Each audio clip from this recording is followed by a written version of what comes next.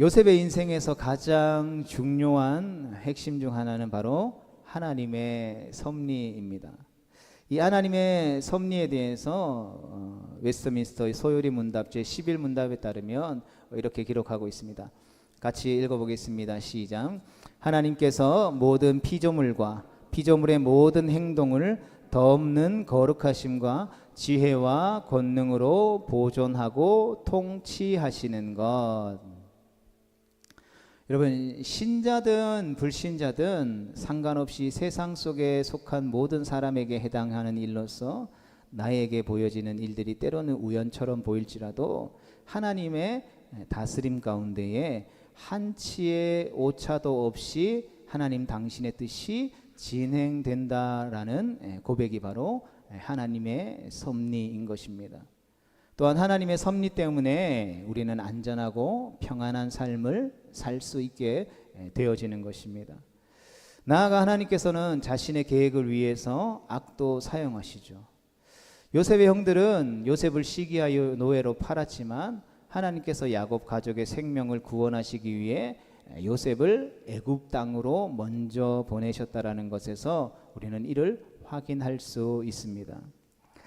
그래서 이 섭리에 관한 가르침은 사실 위로도 주지만 우리의 삶에 혼란도 동시에 가져다 줍니다. 인간의 어떠한 행위도 하나님의 통치 아래에서 이루어지기 때문에 하나님의 백성은 안전을 확보할 수 있습니다. 반면에 악을 행한 사람들의 행위를 정당화해 줄 수 있는 공간도 마련되는 것처럼 보이기도 하죠. 그래서 마치 요셉의 형들이 야, 내가 너를 애굽에 안 팔았다면 어떻게 되었겠니? 하나님의 뜻이 이루어질 수 있었겠니? 라고 하는 어처구니 없는 물음이 주어질 수도 있게 되는 것이죠. 내가 너에게 고난을 줬고 너를 힘들게 했기 때문에 너가 더 하나님을 찾고 하나님과 가까워진 거야 라는 말도 안 되는 말을 들을 때가 있다라는 것이죠. 그렇다면 이 당황스러운 섭리를 우리는 어떻게 이해해야 하겠습니까? 본문은 하나님의 섭리가 악한 자의 행동을 정당화하는 데 사용되지 않는다라고 우리에게 분명히 말해주고 있습니다.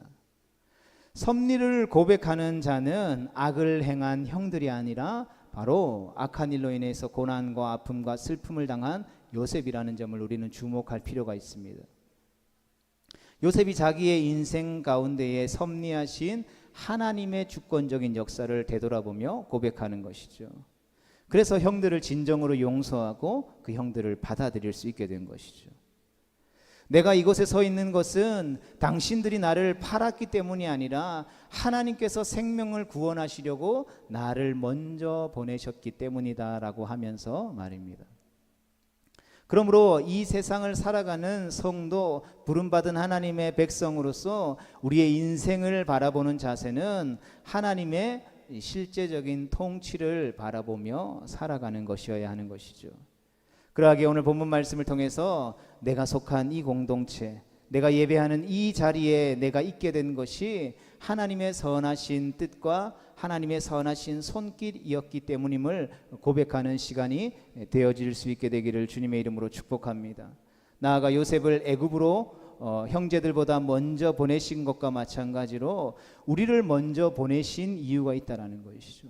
우리를 먼저 예수 믿게 하고 먼저 그 하나님의 부르심의 사명의 자리 가운데 부르신 이유가 있다라는 것입니다. 우리들의 가족들 앞으로, 이웃과 직장과 생업과 일터와 그 모든 삶의 자리 앞으로, 그리고 우리를 교회로 부르신 이유가 있다라는 것이죠. 요셉이 형들에게 나를 당신들보다 먼저 보내신 분을 고백하는 신앙 고백이 오늘 우리의 동일한 신앙 고백이 되어질 수 있기를 주님의 이름으로 축복합니다.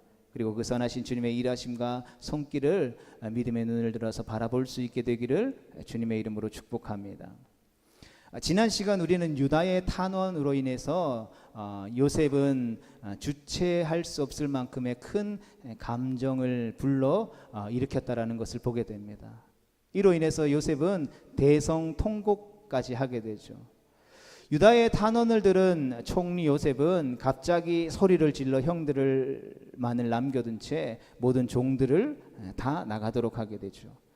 형들은 그 총리의 소리 지름과 외침에 엄청난 공포와 긴장감에 휘말렸을 것입니다. 유다는 자신이 그렇게 탄원했지만 결국 총리의 심리기를 건드렸다라는 것을 깨달았을지도 모릅니다. 그런데 난데없이 총리가 자신을 요셉이라고 밝히게 되죠. 1절에서도 자기를 알리고 3절에서는 더 분명하게 나는 요셉이라 라고 말하고 있는 것이죠. 더욱이 놀라운 것은 애굽의 언어가 아니라 히브리 언어로 형들이 알아들을 수 있도록 이야기했다라는 것이죠. 그리고는 내 아버지가 아직 살아계시니까 라고 묻게 되죠. 여러분, 요셉의 말에 형들은 도무지 정신을 차릴 수가 없었습니다. 총리가 갑작스럽게 소리 지르며 통곡하며 우는 것도, 히브리 말로 자신이 요셉이라고 말하는 것도 도무지 믿을 수가 없었던 것이죠. 그래서 그 앞에서 3절 말씀에 보면 놀라서 대답할 수 없었다라고 성경이 기록합니다. 형들이 이러한 반응을 보인 이유는 총리의 말이 자신들에게 유리한 말인지 아니면 불리한 말인지 구분이 가지 않았기 때문인 것입니다.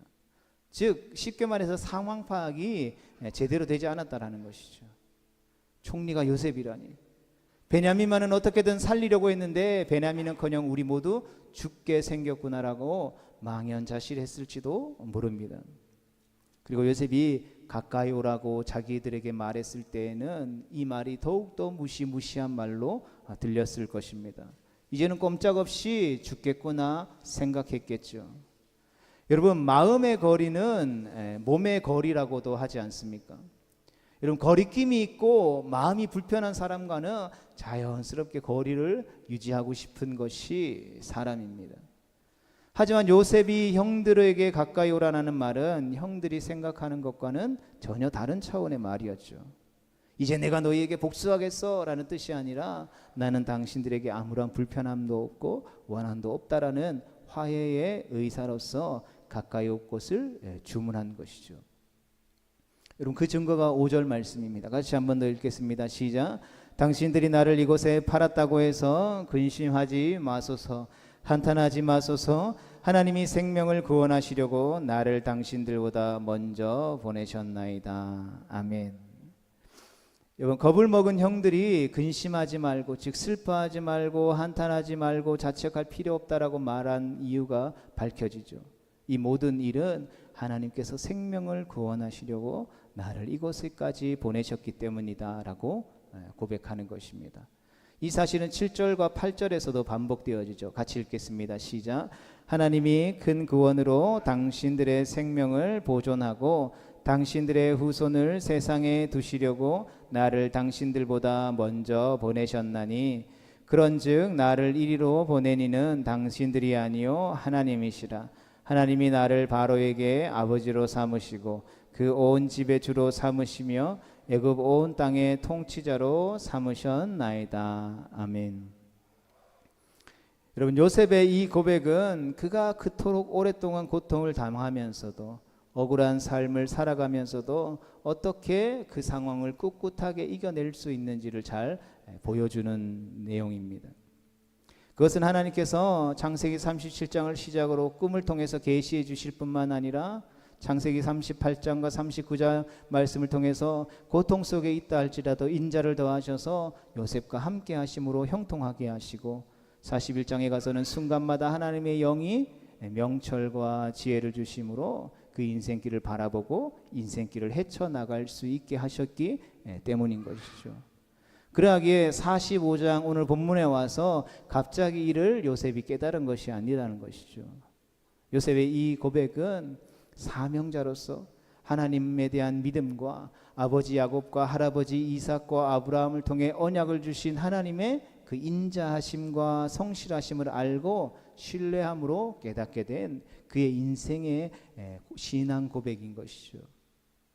그러므로 요셉이 형들에게 형님들 근심하지 말고 한탄하지도 마세요라고 한 이 말은 하나님의 섭리하심을 믿는 하나님의 백성의 입에서 고백되어질 수 있는 온전한 신앙의 고백이었던 것이죠. 그리고 이 고백을 들은 형들은 선한 양심으로 변화된 그들의 인생 가운데에 신앙의 활용 점점을 찍게 되는 것이죠. 여러분, 시기와 질투로 가득 찬 악독한 마음이 아닌, 악의 편에 서서 자기의 이익을 추구하는 자가 아닌, 꿈을 어떻게 이루는지 보다는 하나님에 대해 불경이 아닌, 죄책감에 두려워 떠는 인생이 아닌, 쓰라림과 비난과 증오와 추궁과 복수의 인생이 아닌, 역사를 움직이고 인간의 악과 실패와 두려움까지도 선으로 뒤바꿔 역사하시는 하나님의 놀라운 주권을 바라보게 된 것이죠. 그러하게 요셉이 가까이 나오소서라고 했던 이 소리는 곡소리 나는 복수의 소리가 아닌 하나님의 섭리를 고백하는 화해와 용서의 소리였던 것이죠. 성도 여러분, 우리는 하루에도 수없이 많은 복수와 용서라는 선택의 갈림길에서 길을 찾기도 하지만 길을 잃기도 합니다. 여러분, 화해와 용서가 주는 즐거움을 모르는 사람은 없을 것입니다. 그래서 손해를 보고 살자고 하루에도 수없이 되뇌이곤 합니다. 예수님을 믿는 사람이라면 더욱더 마음속에 고백하고 살아가는 고백이죠. 그러나 그조차도 고백한다고 해서 쉽지 않은 일이라는 것을 우리는 보게 됩니다. 우리의 삶에는 정말 용서할 수 없는, 그냥 넘어갈 수 없는 일들이 있기 때문인 것이죠. 하지만 오늘 본문은 우리에게 분명한 길을 제시해 주고 있습니다. 우리 앞에 놓여진 복수와 용서의 선택은 하나님을 섬기는 것과 자기를 섬기는 것 사이의 선택이라는 것이죠. 내가 용서와 화해를 선택하지 않느냐의 선택이 결국은 내가 하나님을 섬길 것인가 섬기지 않을 것인가의 선택이라는 사실을 말씀해 주고 있는 것입니다. 하나님의 섭리를 믿는 자는, 하나님의 신실하심을 믿는 자는, 하나님의 인도하심을 믿는 자는 용서의 길을 걸어가게 된다라는 것이죠. 요셉이 자신을 애굽에 보낸 이들이 형들이 아니라 하나님이라고 했던 고백은 사실이면서도 여러분 사실이 아니죠. 왜냐하면 요셉을 애굽에 판 사람은 실제적으로 형들이기 때문에, 그들의 시기로 가득한 악독한 마음 때문에 행한 일이기도 하지만 요셉에게 일어난 모든 일의 배후에는 하나님의 손길이 있었기 때문인 것입니다. 성도 여러분, 하나님의 백성은 바로 이것을 믿게 되는 것입니다. 나타난 일의 원인과 결과보다 더 크신 하나님에 대한 손길을 고백하는 것이죠. 그래서 나에게 손해를 끼친 일이 아닌 사람에 대해서는 관대하고 관용하게 되는 것이죠. 여러분, 요셉이 만약 하나님에 대한 믿음이 없었다면, 신앙이 없었다면 애굽의 총리가 되었을 때 가장 긴장해야 했던 사람은 누구였겠습니까? 누구일까요? 요셉이 총리가 되고 나서 가장 두려움에 떨었던 사람은 누구였을까요? 형들 이전에 이런 보디발이지 않았을까요? 보디발의 아내이지 않았을까요? 요셉의 일을 외면해 버렸던 술 맡은 관원장이지 않았을까요? 여러분, 우리의 인생 가운데 일어나는 일들이 바로 그러한 일들이잖아요. 내가 그 자리에 오기까지 나를 반대하거나 나를 힘들게 하거나 나에게 고통을 주었던 사람들에게 찾아가서 복수하는 것이 인간의 본성인 것입니다. 하지만 요셉은, 성경은 요셉이 총리가 된 이후에 그 누구에게도 복수하지 않았다라는 사실을 우리에게 보여주는 것이죠. 하나님의 섭리를 믿는 자의 용서가 무엇인지를 보여주고 있는 것입니다. 여러분, 이처럼 우리의 신앙생활은 어려움과 환난 가운데에 우는 것을 그치고 하나님의 선하신 인도하심을 바라보는 일이라는 것을 우리는 기억해야 하는 것입니다. 왜냐하면 우리의 신앙 고백의 핵심이 여호와 주의 인자하심은 하늘에 있고 주의 진실하심이 공중에 사무쳤으며 주의 의는 하늘과 하늘의 산들과 같고 주의 심판은 큰 바다와 같다라고 고백하는 고백과 같기 때문인 것입니다. 요셉은 하나님께서 자기를 애굽에 먼저 보내신 이유를 분명히 알고 있었습니다. 총리가 된 이유가 언약 백성의 생명을 구원하기 위한 것이다라는 것도 알았다라는 것이죠. 요셉은 형들에게 자신의 계획의 긴박함과 치밀함을 알리게 됩니다. 바로의 꿈을 통하여서 하나님께서 분명하게 보여주셨던 것처럼 총 7년이라는 기근 중에 나머지 5년은 지금까지 있어왔던 2년의 기근과는 비교할 수 없는 큰 고통임을 알기 때문인 것입니다. 그래서 오늘 본문 9절 말씀에 지체 말고 13절에 아버지를 속히 모시고 내려오소서라고 형들에게 말하죠. 한시가 급했습니다. 가족들이 오면 살 것도 이미 그는 10절 말씀에서 고센 땅으로 준비해 두었죠. 애굽 사람들은 목축업을 하는 히브리 사람들을 멸시하기 때문에 그들과 섞여 살 필요가 없었으므로 요셉 자신과 가까운 거리에 살도록 미리 준비한 땅이었던 것입니다. 그곳에서 아버지와 형들과 모든 가족들이 부족함 없이 지낼 수 있게 하겠다라고 요셉은 11절에서 고백하게 되죠. 요셉은 이 말을 마치고 다시 한번 눈물을 왈칵 쏟게 됩니다. 자신도 주체하지 못한 울음이었습니다. 먼저 요셉은 베냐민을 안고서 울고 나머지 형들과 입을 맞추며 울게 됩니다. 진정한 화해가 이루어지는 장면이죠. 형들은 요셉 가까이에 가서 그 이야기를 모두 다 들었음에도 불구하고 어안이 벙벙해서인지 도대체 무슨 일이 자신들에게 일어나고 있는 것인지 정신을 차리지 못했습니다. 하지만 요셉의 계획을 차근차근 듣고 진정한 용서의 힘을 느낀 형들은 한없이 요셉에게 부끄럽고 미안했습니다. 그리고 20년 만에 형과 동생으로서 그들은 대화하게 되죠. 오늘 본문 마지막 절인 15절에 보면 형들이 그제서야 요셉과 말하니라 했습니다. 성도 여러분, 우리가 이 요셉과 그의 형제들의 삶과 인생과 걸음들을 쭉 살펴보고 이 마지막 클라이막스의 장면을 대할 때에 이 얼마나 감동적인 장면이겠습니까? 요셉과 형들은 진정한 화해와 회복을 경험하게 되는 것이죠. 시기와 질투와 미움과 아픔과 슬픔이 아닌 사랑과 존중과 이해와 배려와 감사의 교제를 하게 되는 것입니다. 이 화목과 회복의 바탕은 하나님의 섭리에 대한 바른 이해와 신앙 고백의 터 위에서 이루어졌다라는 것을 우리는 요셉의 고백을 통하여서 우리는 보게 되는 것이죠. 그리고 요셉은 자신의 사명이 무엇인지 분명히 알고 있었습니다. 그의 사명은 언약 백성을 구원하는 자였던 것이죠.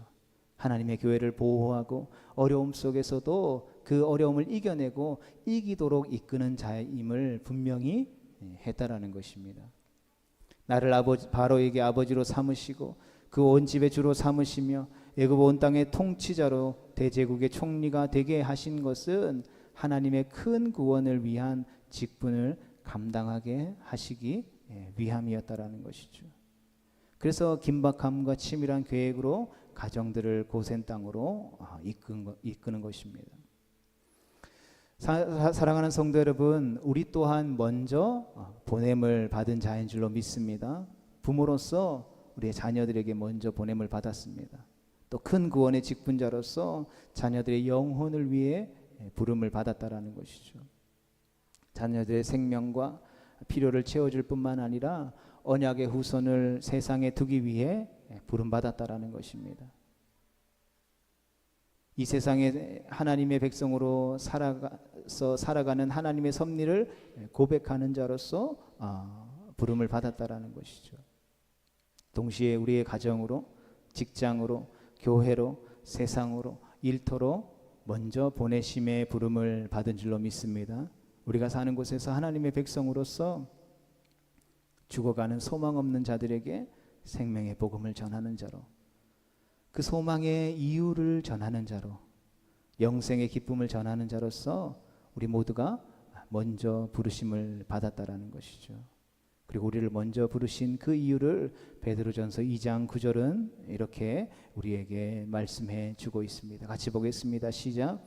너희는 택하신 족속이요 왕같은 제사장들이요 거룩한 나라요 그의 소유가 된 백성이니 이는 너희를 어두운 데서 불러내어 그의 기이한 빛에 들어가게 하신 이의 아름다운 덕을 선포하게 하려 하심이라. 아멘. 사랑하는 성도 여러분, 물론 우리가 부르심을 따라 삶을 살아가다 보면 힘들고 지칠 때가 있죠. 그럼에도 불구하고 우리는 때때로 마주하는 어려움들도 버티고 견디고 이겨내야 합니다. 우리가 그동안 살펴보았던 요셉도 마찬가지였습니다. 그러나 그럼에도 불구하고 요셉이 그 많은 어려움과 환난에서 승리할 수 있었던 것은, 그 승리할 수 있었던 힘은 바로 하나님에 대한 신실한 믿음이 있었기 때문입니다. 그 믿음을 가지고 하나님을 바라보며 인내했기 때문인 것이죠. 비록 내 앞에 캄캄한 터널, 아무것도 보이지 않는 것처럼 보인다 할지라도 내가 신뢰하고 내가 믿고 따르는 그 하나님은 모든 것을 다 아시기에, 그 하나님은 우리를 가장 좋은 길로 인도하시는 분이시기에 앞이 보이지 않는다 할지라도 그 하나님을 신뢰하고 그분의 손을 붙잡고 나아갈 때 그 터널 끝에서 마주하는 그 광명의 빛을 발견할 수 있게 되어졌던 것입니다. 바라기는 우리도 믿음으로 예수 그리스도를 바라보며 부르신 삶의 자리 가운데 인내하며 승리할 수 있게 되기를 주님의 이름으로 축복합니다. 구원받고 먼저 보내심을 받은 하나님의 백성답게 예수 그리스도를 바라보며 기도하고 인내하며 우리를 부르신 삶의 자리 가운데 믿음의 걸음을 걸어낼 수 있기를 축복합니다. 나아가 사망 권세 이기시고 부활하사 승천하신 하나님의 아들 예수 그리스도께서 다시 오실 그날까지 우리와 함께 하시며 때를 따라 돕는 은혜를 주실 줄 믿는 믿음 가지고 늘 하나님 앞에 말씀과 기도로 간구하며 승리하며 나아갈 수 있는 우리 모두가 되어질 수 있도록, 그 하나님의 영광을 바라보며 나아갈 수 있는 우리 모두가 될 수 있기를 주님의 이름으로 축복합니다.